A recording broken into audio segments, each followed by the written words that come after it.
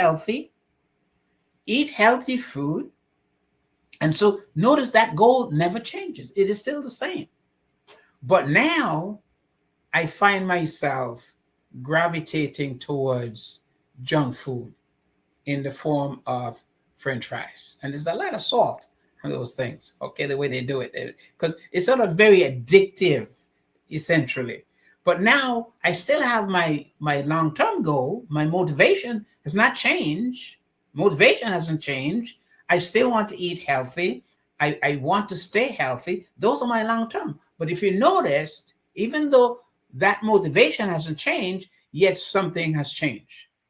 And what the research is saying is what has changed is the context.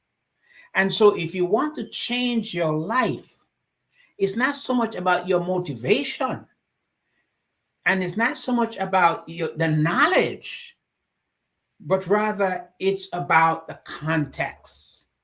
And when I say the context, what I mean is that you can see where I want to work, get my paperwork done. I don't want to go out into the cold during the winter. It is convenient for me to stay in, get more work done, and at the same time be able to get some French fries and get enough of it where I can munch and still do my paperwork. So here, what has happened is the context rather, has now decided, or has now where it gotten to the point where my long-term goal, my motivation to eat healthy food and to stay healthy, those goals are still the same. The motivation is still the same, but the context has changed. And once I change the context, and that context becomes a habit, so now it is automatic now. I am automatically have a craving for French fries, and so I don't even have to think about it, because the brain has a way of figuring out what you do on a regular basis and develop shortcuts, so you don't have to think about it anymore. And so the bottom line for us here tonight is this: I want you to step back, look at your life, the quality of your life. And many of us have made a lot of New Year plans, a lot of things you're going to do. Some of you may have decided, I'm going to go back to church. I'm going to, start exercising, lose some weight. I'm going to get a new job. I'm going to get a new man. I'm going to get all kinds of goals that you have. But I want you to understand and to notice that the goals that you have are still the same. It's just that you haven't changed the context. And if you don't change the context, it means, though, you still are motivated, like I am. I'm motivated to eat healthy food, right? Not junk food. I'm motivated to have good health. Or those things don't change. But what has changed is the context.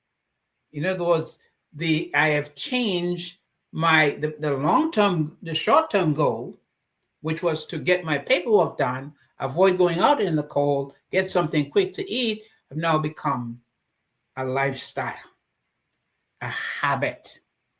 And so what we're talking about here tonight, because I want us to do some serious reflection in terms of what is it that has caused you to be leading a life that you're not satisfied with, about your failures, whether it be drug, alcohol, whatever it is that's going on, maybe in your own marriage, that there are some things that are happening, it's happening, and you want to change it. You have a better goal. You want to have a healthier marriage, a richer relationship.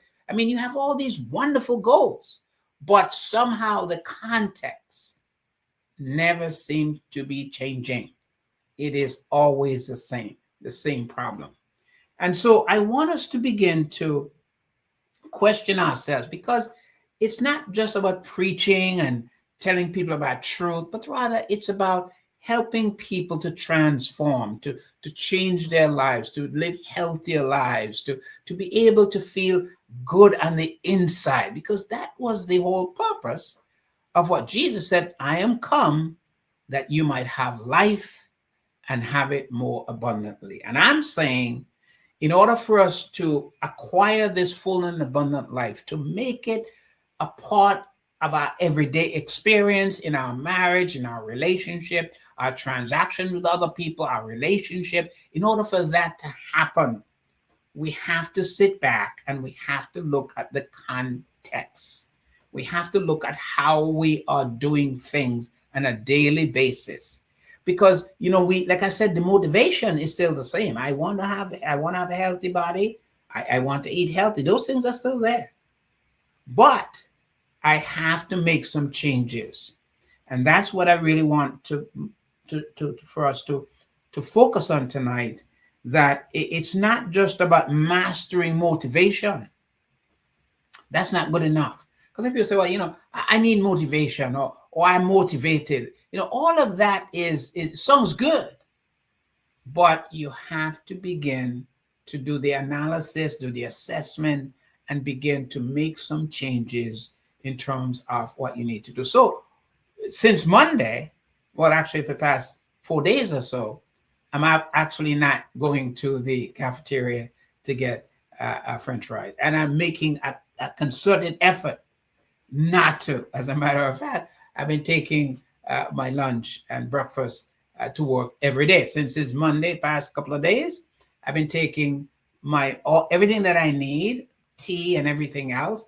I'm taking with me to work, which means then I don't have to go to the cafeteria. So what I've done is, the goal is still the same. Notice the goal has never changed, but now the behavior has changed. The contexts have changed. And now I'm on a path now where I can now accomplish my long-term goal by making sure that my short-term goals are measuring up with what my long-term goals ought to be and will be. And now they work together, and that there's a congruency between those things. And now I feel a little better about where I am and who I am. So I think that principle can be applied to just about anything in our lives. And we have to begin to take some responsibility for the outcome of what we want in our lives. So as you step back and you look at your life tonight, you have to ask, what is it that I want to change? Some of you, you may feel like you need to advance at your workplace. You may need to go back to school, start taking some courses, or some of you may be in a dead-end relationship. You've been dating this person for a long time. It's not going anywhere, and you keep promising yourself that you're going to do something different, but you're still stuck. But you want something better. That's the point I want to make. So the long-term goal remains the same. It's just that what is happening, you're not changing the context. So it might mean you may need to start taking some classes, and it may be because it might be your goal is to lose a few pounds. So, and the goal is that not just to join a gym, but to actually start doing some things. And it might be setting some time aside where you can start doing, maybe walk 2 miles a day or 1 mile away, or start riding a bicycle, or teaming up with someone where you start doing some walking on it every day and start measuring whatever it takes that you need to do. Now, when you look at the spiritual aspect of that as well, so that's more the biological, the physical, also the spiritual. There might be some things that you need to do in terms of to enrich your own spiritual lives. What are some of the things that you've always wanted to do, but you're not doing? And so we have to begin to think about what are some of the changes, some of the things that I need to get rid of. And so you have to change your environment. You have to change your behavior. You have to change your pattern of thinking, the way that you're thinking. Because I think we have to begin to, redesign our environment. And when I say redesign our environment, what I mean is, the places you go to, the people you find yourself attracted to, attached to, the ways you're thinking, maybe your entertainment, how you're spending your money, the things that you're purchasing. Maybe it's a debt issue. Maybe you find yourself in debt, but you have to look at your behavior. And of course, your goal might be to be debt free. That's a wonderful goal. We all want, financial independence. We don't want to be in debt. But you have to begin to step back and say, well, how is it what leads me into this? What is within the context that I need to change so that I can become economically independent I can become a spiritually healthy and stronger individual. I can make a more meaningful contribution in my parenting skills, style, enrich my marriage. What are some of the things that I can do to do that? And so you have to begin to think in terms of making some significant changes within the context of things. So I just want to be sure that I'm not missing anything. So I'm kind of taking some look at the screen here to make sure that I'm sure that Kamal will let me know if there is a call. And for those of you who are listening in SVG, please feel free to make your contribution, and so that you can call any of the numbers, or you can send a WhatsApp message as well. And you don't have to necessarily stay with the material that I am presenting. You certainly have other alternatives. But I want to say that habits don't develop through motivation. And that's that. And you may not necessarily agree with that. You may not necessarily share that view. But I want to say to you that habits don't develop simply because you're motivated. Yes, it is true that you want to have a nicer body, you want to go to the gym. Those are all your motivation. You want to lose some weight. You want to be more spiritual in your life. You want to have a richer prayer life. There's so many things that you may want to do, and you may be motivated to do all of those things. But I'm saying to you, when it comes to habit, it has to do with the behavior, the consistent behavior repetitively that you keep doing again and again. So if you want to have a healthy relationship, you got to step back and say, look, chart out the kind of person you want to spend your life with and spend some time grooming that. And eventually it will follow through. So let's not, because, people sometimes say, well, you're failing because you're not motivated. I want you to know I am motivated. I want to have a healthy lifestyle. I am motivated. So the question is not about that. It's about convenience.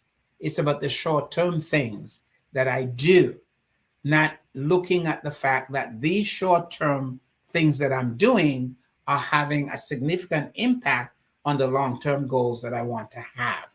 And so we have to begin to look at our behavior, look at the way we're doing things. So what this means is that you can have strong habits, but not be aware of them. This is all that this is simply saying, that there may be some habits that are so deeply embedded, that they're so obvious, they're so deeply embedded within your character and your personality, that you may not be conscious of them. That is why you keep winding up in the same dysfunctional relationship. You get out of one and you're back in the same one, another one like it. It's because you're not looking, you're doing things. These things are happening subconsciously and you're repeating the same behavior. The same thing you do with any form of addiction. And one of the treatment about addiction is getting people to look more closely at those habits, the things that they're doing on a daily basis, that they keep repeating. And I do this quite frequently in most of my counseling. This is what I try to get people to sit back and make decisions. If you're going to think about, tomorrow, what will tomorrow look like? What are some of the changes that you're going to make tomorrow that you're doing today that is creating problems for you? Maybe you're in a dysfunctional relationship. Maybe you're in a physically abusive relationship right now. And maybe you've been in it for a long time. What are some of the changes that you're going to make that in terms of changing the context of that, so that you can now begin to move forward and move in a different direction? So again, I want to make it very clear that a lot of things that we're doing, we may not be conscious of it because they're happening to us automatically. It's part of who we are. It's built into the system. And that's how the brain works. Like I said, I always say the brain is lazy. So the brain figures out if you're doing something repetitively, consistently, the brain develops a template for it. And all of a sudden, you don't have to think about it. It just happens. It's like learning to ride a bicycle. Once you couldn't, and then one day, all of a sudden, you can ride a bicycle. Now it's there. The template is there. You don't ever have to be bothered. It's there. Unless, of course, you have some kind of a brain trauma or surgery in the brain or something where all those tissues are gone, the memory system is gone. Then you have to go back and relearn all of that. There are people who have had, severe impact on their brain, and they've lost, motion. They can't speak. Half their body can't even move anymore. So we understand all of that. But I want to look at it from the standpoint of how the belief system, the practices, the context, the thing that we do repetitively, how they can come back to cripple us and cause us to be on a path of destruction, self-destruction, self-destructive behaviors, addictive behaviors, relationships, same kind of financial situation where you find yourself repeating and doing the same thing again and again, even though your motivation is not that. Your motivation, the information, all of that stuff, but you find yourself repeating the same kind of behaviors again and again. Okay, so let me try to continue with our discussion. So I want you to remember this as we talk about this. I want you to be able to identify, what would be some of your long-term goals versus some of your short-term goals. So what are some of the things in terms of the short-term things that you're doing that seem to not helping you to realize some of the long-term goals that you have? And I use the health thing, the food thing, because that's a very simple illustration. I think you can wrap your head around that. You can understand that. How, I have folks who, they have a lot of snacks at nights, late at nights, and they, pushing 300 pounds. You're getting bigger and bigger, but they can't stop eating late at night snacks. And they do this. And you can see where it's having an impact. But they want to lose weight. So the motivation is they want to lose weight. But the behavior, the practice, the short-term things that they're doing, they wake up in the middle of the night and they want to hit on the snacks. And what happens, it creates a whole other problem. And then it's hard to get that weight off. I mean, most of us already know that, how difficult it is. It is easy to put on, but it's extremely difficult to get rid of some of that weight as well. So we have to begin to understand that what we're doing sometimes differs from our habitual behaviors. The thing that you're doing consciously may be completely different from the things that you're doing automatically that seem to be repetitive and creating some of the same problems that you're having. So a lot of what troubles us in our daily life is more of our inability to control those unwanted habits. And those are the, for example, the drug addiction. I mean, no one wants to be on crack or the cocaine. No one wants the outcome of that, But what happens? It becomes part of the craving that you have, and you keep repeating the same behavior. You're either getting in trouble in terms of your own family system, financially, you get in trouble legally, and it go on and on again. And that's one of the reasons that I sometimes do the pushback on the legalizing of cannabis. And I know that there are a lot of research out there that says, there's some wonderful qualities and it does help, but I still push back on it because there are, the addictive elements. It's a behavior, the context. And so once you begin to revolve your life around that kind of a behavior, eventually chemically the body begins to react to it. And once the body begins to react to it, then it becomes a part of the system, and it certainly creates a severe problem with it. And a lot of the people that I work with, they do cocaine, and cocaine takes them up, but they use the cannabis, the marijuana, the pot, whatever terminology you want to use, because it buffers it brings them down. But if you develop that context where you get high on the cocaine or the heroin, and then you use the alcohol, well, most young people these days don't even bother with the alcohol anymore. They just use the marijuana, the cannabis. So use that to buffer the thing, and after that, it becomes a cycle. And before you know it, you have to ask yourself, well, which is the problem? Is it the cocaine or is it the marijuana? What's the problem here? But it becomes an automatic part of the automatic system, and it becomes an addictive behavior, and it becomes a substitute. And once it becomes a substitute, now it becomes a even more severe problem, that it creates havoc on your biological system, your psychological system, your mental health situation, your relational system, and it becomes a nightmare. And so that's one of the main reasons that I do push back on the legalizing of marijuana. It's funny. I was listening to a person that said, if you want to be high in marijuana, I suggest you be on the ground floor, not on the fifth floor. So why not? Because your judgment becomes impaired, and when your judgment becomes impaired, you may feel good, but then you may think you can fly, and the truth of the matter is you can't. So all I'm saying to us is we have to look at the context. We have to look at the choices that we're making every day. And we have to understand that once those decisions, for example, if you think about the person, and here's where the problem comes in, a lot of people that I work with, the question becomes, well, I have a bipolar disorder. Well, my question to you is, which comes first? Because all the bipolar disorder is that you become manic, I become depression, you're either up, you're down. But think about this. If you're on cocaine or crack, it takes you up. And so what do you take in order to bring you down? You take the cannabis or the marijuana in order to bring you down. So that becomes a lifestyle. Now you show up with the clinician, and now we're seeing a person who's manic, or a person who goes from being very manic to being very depressed. So you have to ask yourself, well, let's have some discussion. Is this a legitimate bipolar disorder, or is this a drug affected behavior, where if you do those combination of the heroin or the coke, the crack, and opposed to the marijuana, you're up one day and you're down the next day, basically. So what the psychiatrist may decide to do, well, we can help you to balance this out.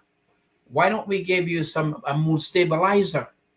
So now the mood stabilizer helps you to stay in the middle somehow, but you do the crack and you still go up, or you do the marijuana to bring you down, and then you do the mood stabilizer. So now you got three substance going on at the same time. So what's happening is you're creating a lifestyle that now you're creating a long-term goal, because remember, all of this might be because of a post-traumatic stress disorder, abuse of some kind, or abandonment, or whatever may have happened in your childhood to have caused you to be looking at these remedies as substitutes, which is short-term.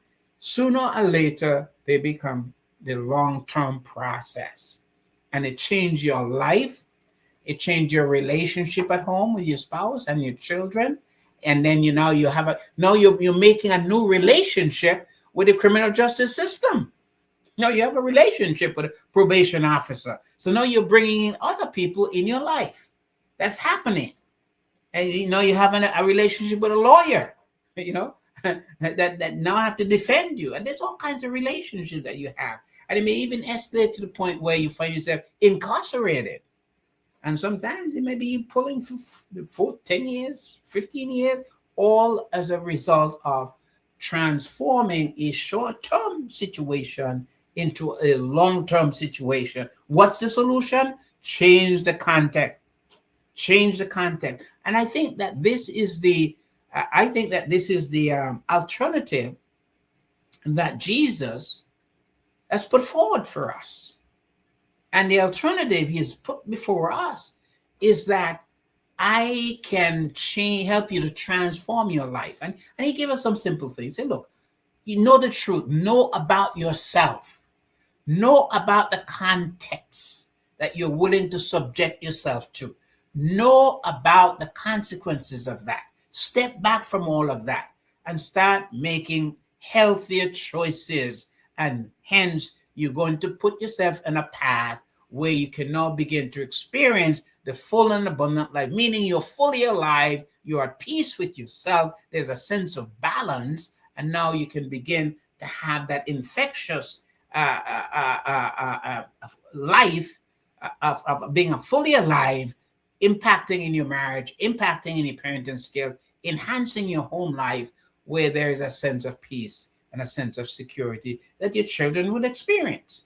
And I think that's what Jesus gave us life, is so that we can become better human beings. God engineered us to be healthy, to be like him, to have his character, to have all of those God-like creative aspects in us.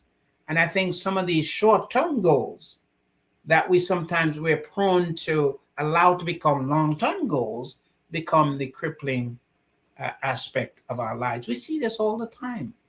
Young people with great aspirations go off to college and never really finish for whatever reason, either because they take the path of drugs, or they begin to associate with unhealthy people, or pregnancy, whatever it is, that they don't seem to, but they still have the goal that they want to, but they don't seem, because they have forgotten and they have allowed some of those short-term things to become long-term goals, and that in terms cripples them. So I'm hoping, if you have any questions, feel free to share them with us, and I certainly would love to hear, what some of your comments are. And it's certainly glad to have Nadine with us. Linda, it's certainly privileged to have you with us. Sister Roberts and Stephanie and Nervous, it's all a pleasure to have all of you. But you guys are so silent tonight. There's nothing going on. I'm doing all the talking. So even Kamal is silent, and that's okay. Maybe he's resting. I don't know. But feel free to share, I'm some of always here. your thoughts with us, if you do. Kamal, anything you want to share with us? Just to let you know that I'm here, I'm listening, I'm monitoring the phone lines. So far, we haven't got any callers, and I'm just encouraging folks to call. And the number is 457-9997. Okay, so and thank you for that. So many of our behavior patterns of social interaction, or health, or financial behaviors, or spiritual behavior, are the result of repetitions. We seem to be repeating the same behaviors. I mean, you look at the escalation of gang-related activities, the drug situation, even the escalation in mental health, even some of what we're seeing here in the United States, the escalation of the level of rage and anger that we're seeing. People are just going beyond, who they really are in terms of their own internal values, because they've gotten down a path where they're tired, a sense of hopelessness have stepped in.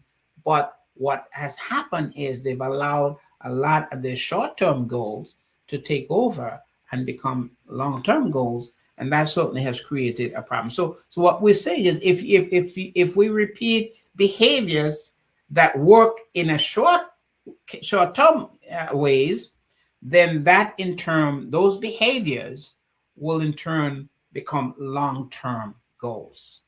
And so be sure that whatever behaviors that you're going to be engaging in, step back and make sure that they fit in with what the long-term goal is. So again, if your goal is to be healthy this year, to be able to maintain good mental health, good medical health, be able to avoid financial debt, be able to be all of those things, then you have to begin to step back and say, let me look at some of the behaviors that I'm doing, some of the short-term context, some of the things that are, there are things that I'm purchasing maybe that I don't need to purchase.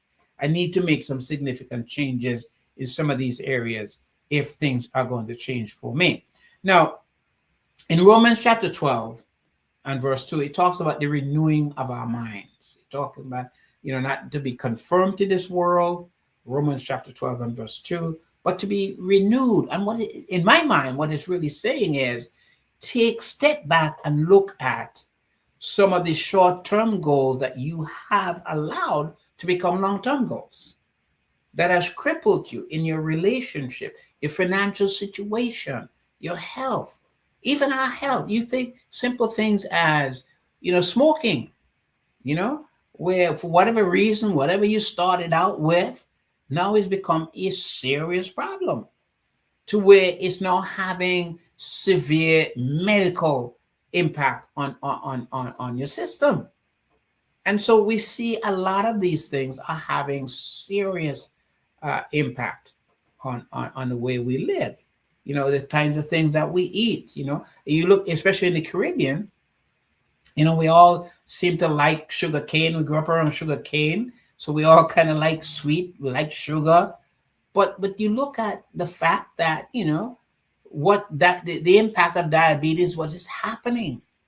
But we have to understand that is as a result of some of the choices that we've made in terms of what we like. We like sweet drinks. We like sugar. We like a lot of salt in our food. We want things to taste good. But the point is, there's a price for that. And the price is usually long term.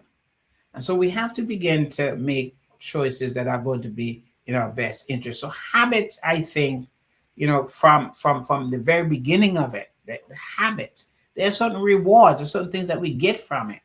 And we have to begin to make some better assessment and begin to change our goals, change the way that we're doing things. And I think if we can do that, I think certainly we can begin to reverse things. So again, I want to emphasize this point that, our immediate short-term goals might be okay, short-term. But what happens is the brain sometimes get confused. That yes, your intention was to make it short-term, but somewhere along that, because of the repetitive nature of it, the brain decides to convert that short-term goal into a long-term goal. And that's why you see in some areas where, people who are never married, sometimes don't even have a job, yet they have 8 children, and they can hardly feed one, much as to have an 8, because we don't change the behavior. And we keep repeating the same behavior again and again. And then we expect government to fix the problem. We expect, and sometimes government sometimes give us the impression that they can fix all of our bad behaviors. And I'm saying it's not possible for government to fix all of our bad behavior. We must take responsibility for the choices that we are making, because those choices have serious impact. And it may be, it may take you 40 years. And 40 years of bad behavior can have serious economic situation in terms of our healthcare system, our mental health system. And then what happens that we expect the government to fix all of that stuff. And it's just not going to happen.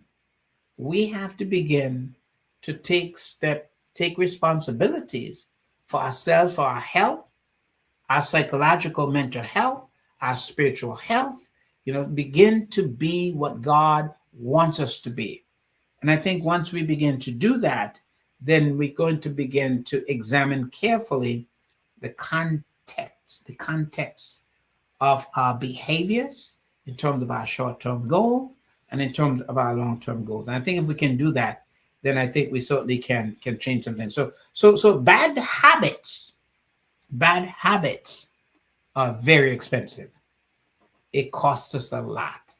And sometimes divorce can be traced back to some of our short-term goals that have become long-term goals, that cripples our marriages, impact our children, impact our individual life. I have some people, as a matter of fact, just one person I was just counseling just recently, and I'm like, okay, he owes over 100 grand, and it's funny thing about child support is that, they would arrest you, they would incarcerate you, but they don't use the time you spend incarcerated as to deduct the money. You come on and you still owe the same amount of money, and they put you back in jail again until you can afford to pay it. But while you're incarcerated, you lose your job.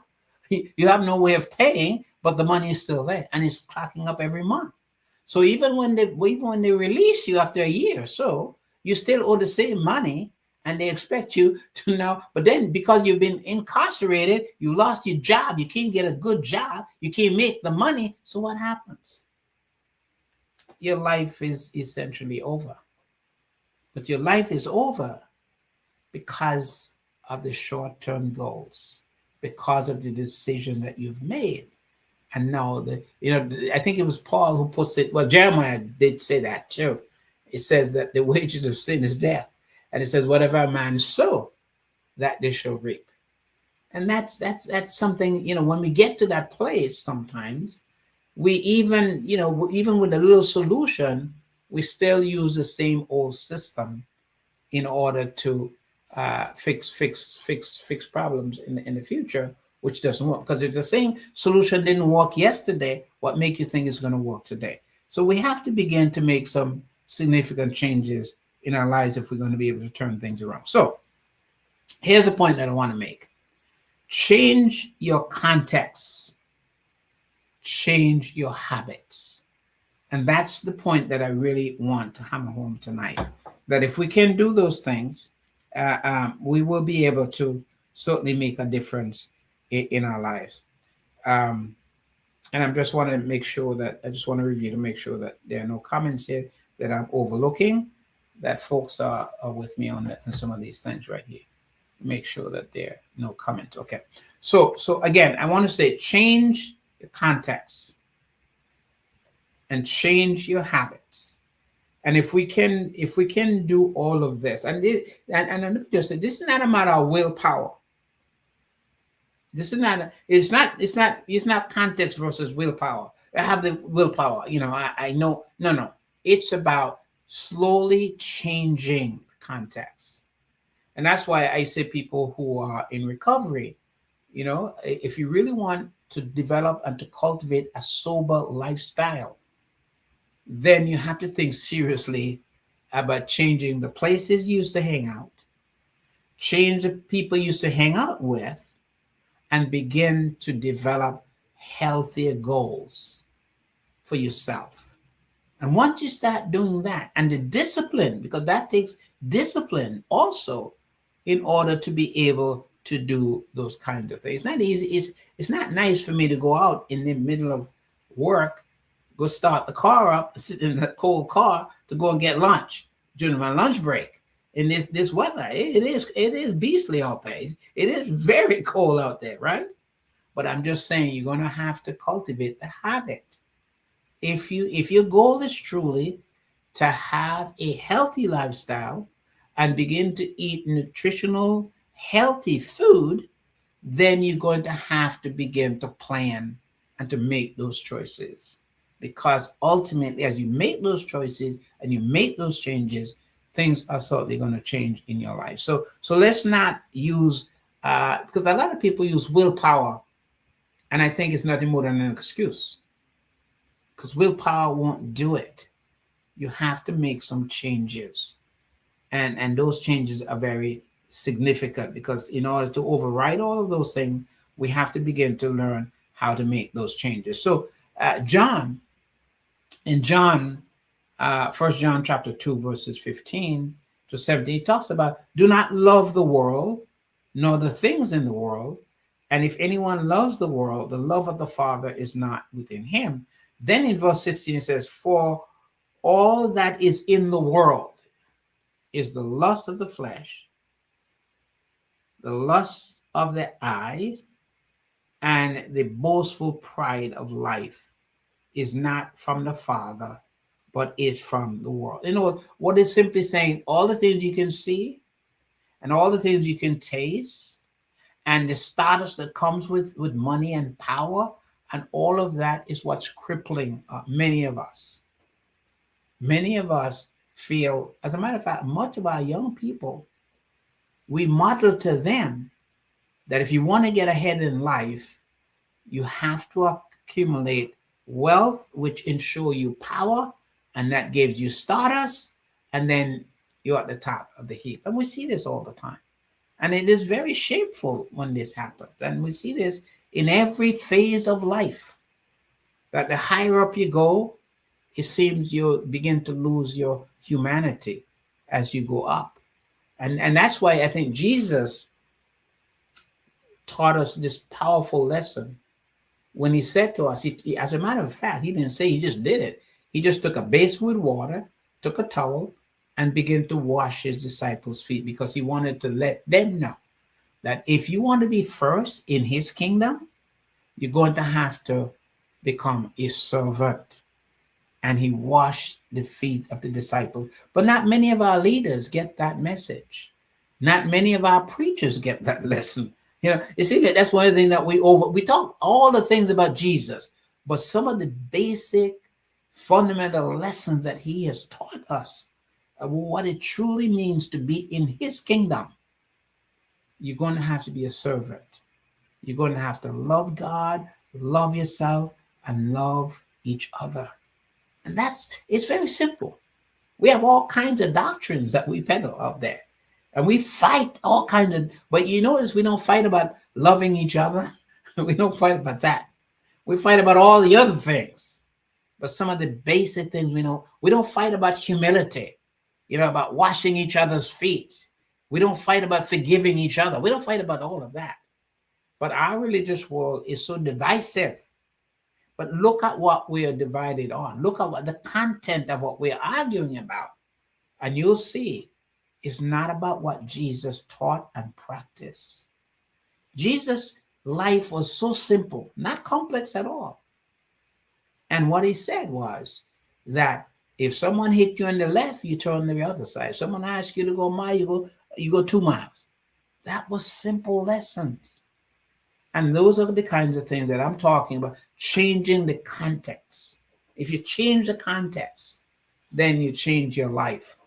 And those are some of the things that we need to feel. So in this, I want to read this last verse in 1 John chapter 2 and verse 17. It says, the world is passing away and also its lust. But the one who does the will of God lives forever. Is talking about the long-term goal. The long-term goal is life everlasting. And that life everlasting, once you're on that path of life eternal, it enriches your marriage, your parenting skills. It makes you a humble person.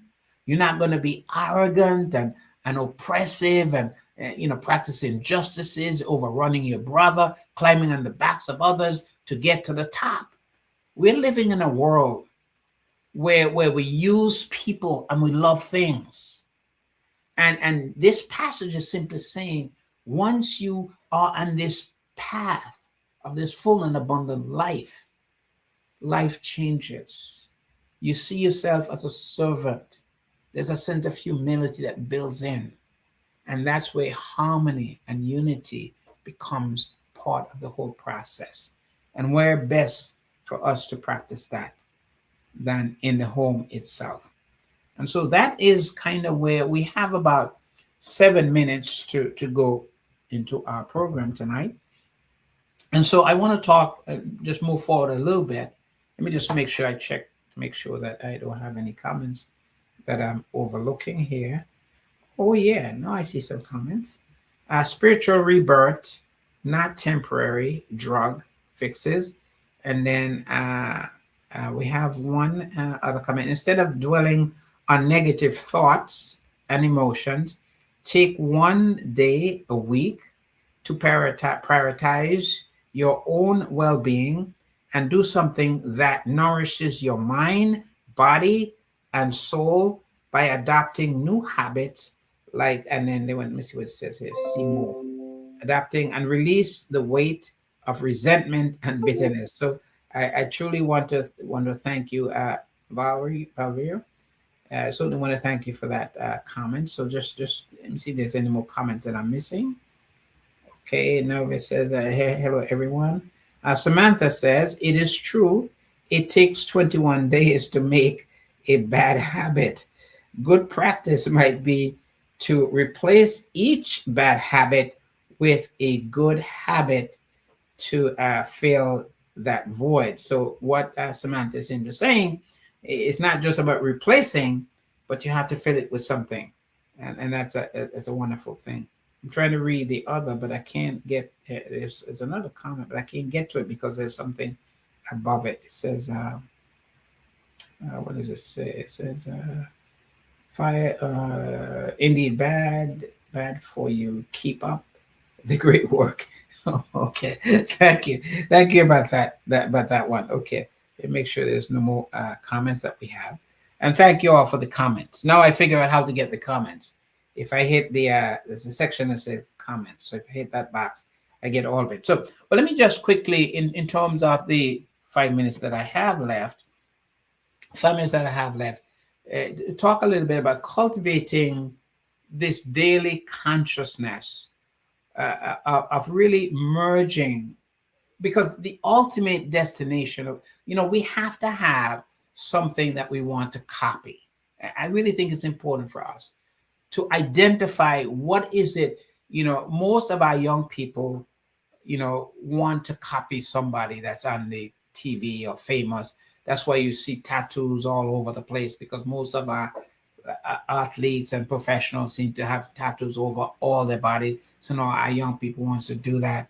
I see a lot of our women also have their little tattoos on their ankle and all over the place. So we always want to copy something.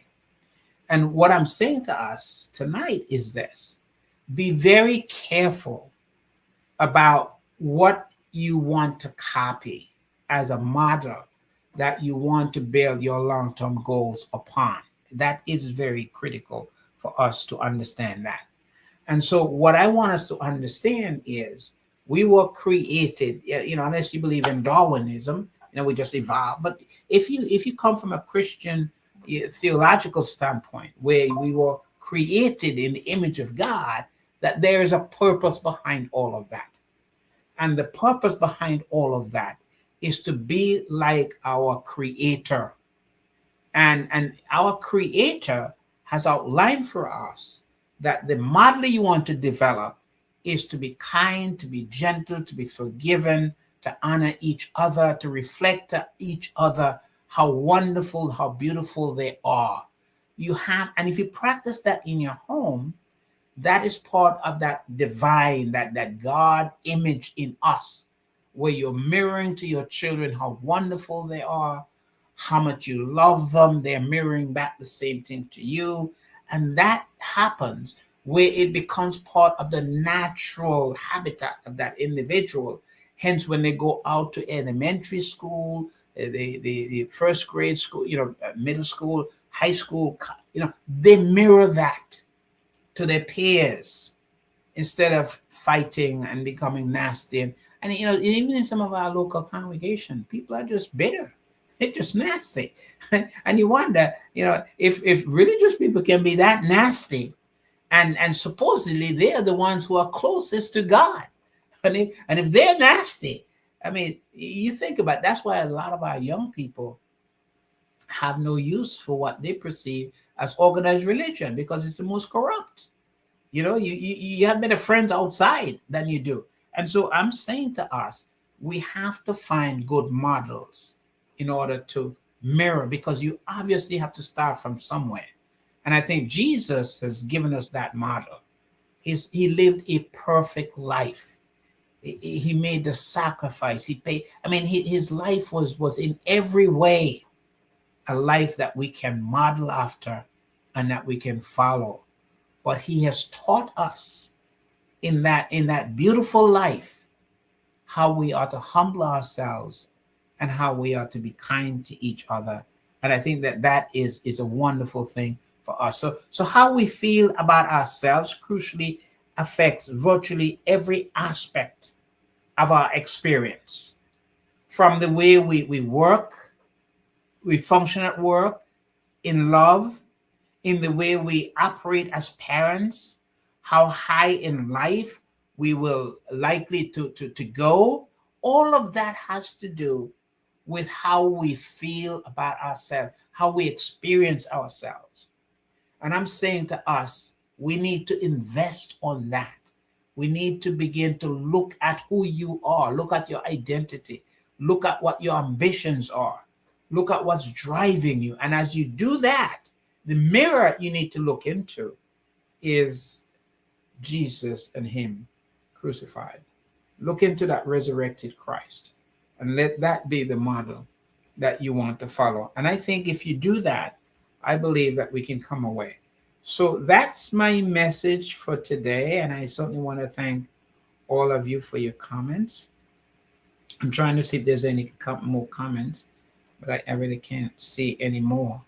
So, but I really truly want to thank all of you for the patience of being here with us here tonight. And certainly want to thank Kamal for his quietly behind the scene waiting and, monitoring these two programs, the one before this one and this one as well. And so I truly want to thank him. And I want to thank all of you tonight for tuning in. But I will definitely continue this program next week. Let me make a point where I ended so I can begin next week at that same point. But I want to continue this whole piece. I think it's important that we understand how you actualize the full and abundant life. How do you make that a reality in your marriage, in your personal life, at your workplace? How can you impact others in their transaction with others so that they can see and experience that full and abundant life in you that may attract them to also begin to want to model in that same direction in their own homes and in their own lives. So I want to thank each of you, and may God bless all of you. And please stay safe. And I want to also, remember all those who may be struggling. Some of you may have lost family members. Some of you may have be facing certain medical crisis, mental health crisis, financial crisis. Whatever you're going through tonight, I want you to know that you can begin to trust our Heavenly Father, that God can give you whatever you need. He is the rock. He is the salvation, and He is there. But you need to begin to acknowledge Him in your life so He become a present reality in your everyday experience. And that's what the Hebrew writer says. Without faith, it is impossible, for you must believe that He is, and that He is a rewarder of them that diligently seek Him. So thank you so much, and may God bless you, and see you all next week, same time, same place. Bye-bye. Thank you very much, Dr. Claudius Davis. Certainly, it's always a pleasure having you on a Wednesday here to bring the Full and Abundant Life radio program to the people of St. Vincent and the Grenadines and pretty much the entire world. Do join him again next Wednesday from 9 until 10 right here on WeFM for another program, the Full and Abundant Life radio program. Thank you very much, Dr. Davis. Thank you, sir, and see you next week, same time, same place. Bye-bye. All the best. Bye. We've got just about 3 minutes.